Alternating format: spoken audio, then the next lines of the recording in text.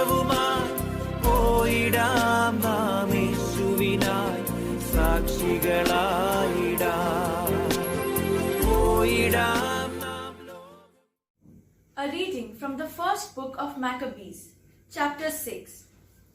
King Antiochus was going through the upper provinces when he heard that Elenius in Persia was a city famed for its wealth in silver and gold. Its temple was very rich, containing gold shields, breastplates, and weapons left there by Alexander, son of Philip, the Macedonian king, who first reigned over the Greeks. So he came and tried to take the city and plunder it, but he could not, because his plan had become known to the citizens, and they withstood him in battle. So he fled and, in great disappointment, left there to return to Babylon. Then someone came to him in Persia and reported that the armies that had gone into the land of Judah had been routed, that Lysias had gone first with a strong force, but had turned and fled before the Jews, that the Jews had grown strong from the arms, supplies, and abundant spoils that they had taken from the armies they had cut down, that they had torn down the abomination that he had erected on the altar in Jerusalem, and that they had surrounded the sanctuary with high walls as before, and also Bethsur his town. When the king heard this news, he was astounded and badly shaken. He took to his bed and became sick from disappointment, because things had not turned out for him as he had planned. He lay there for many days, because deep disappointment continually gripped him, and he realized that he was dying. So he called all his friends and said to them, "Sleep has departed from my eyes, and I am downhearted with worry.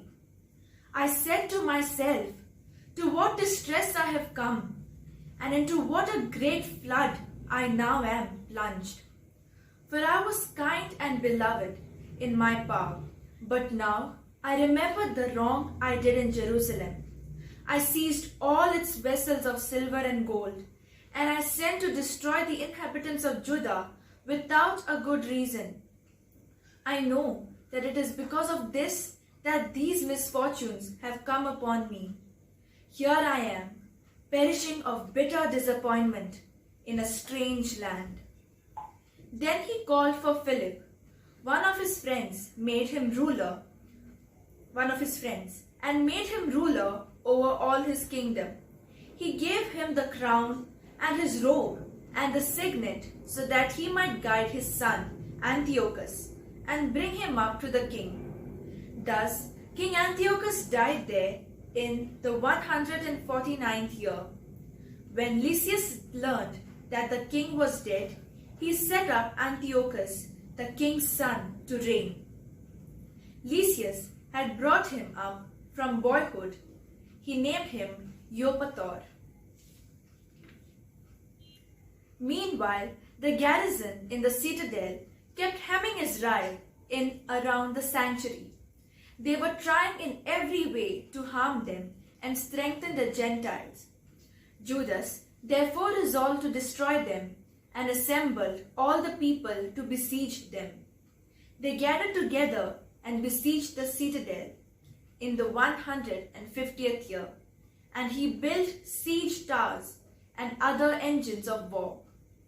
But some of the garrison escaped from the siege, and some of the ungodly Israelites joined them. They went to the king and said, "How long will you fail to do justice and to avenge our kindred? When we were happy to serve your father, to live by what he said and to follow his commands. For these reasons, the sons of our people besieged the citadel and became hostile to us.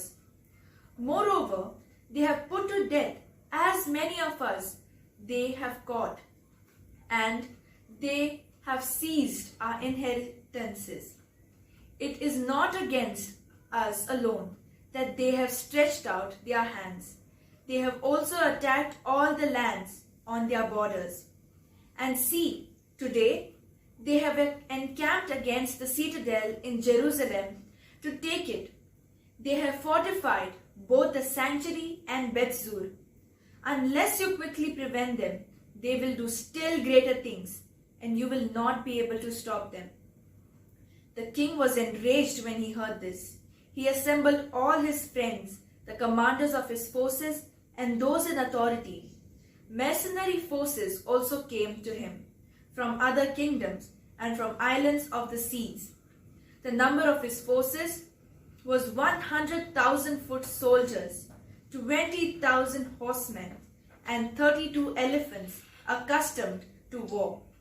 They came through Idumea and encamped against Bethzur, and for many days they fought and built engines of war.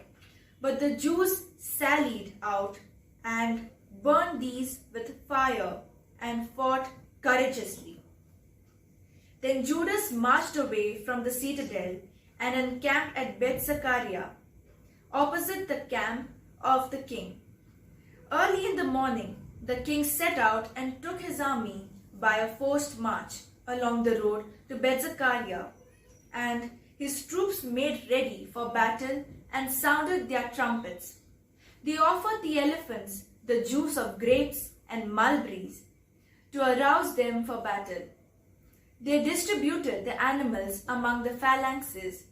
With each elephant, they stationed 1,000 men armed with coats of mail and with brass helmets on their heads, and 500 picked horsemen were assigned to each beast.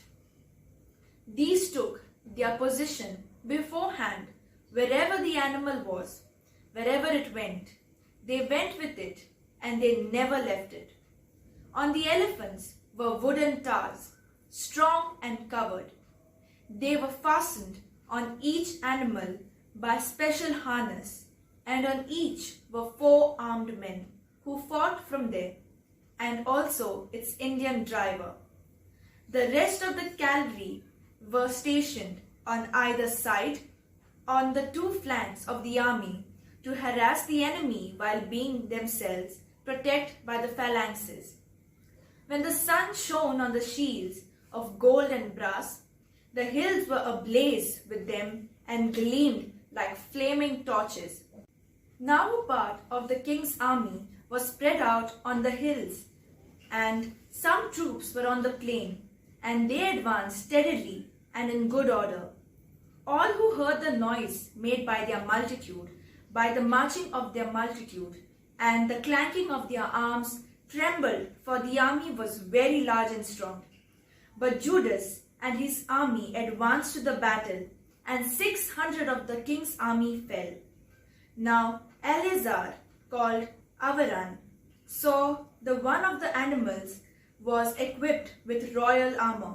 It was taller than all the others, and he supposed that the king was on it.